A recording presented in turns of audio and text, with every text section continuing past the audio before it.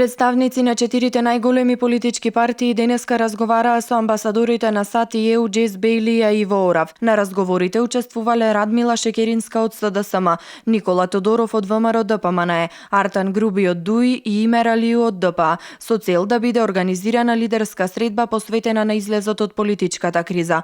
Со партиите имавме средби последните неколку недели и се надеваме дека во следните денови ќе имаме некаков напредок, рече амбасадорот на САД Џейс Бејли. Со партиите сме во близок контакт, преговорите продолжуваат. Се надеваме дека што е можно поскоро ќе имаме договор, изјави евроамбасадорот Иво Орав. Разговорите се одржуваат со цел да се приближат ставовите на партиите за да се организира лидерска средба.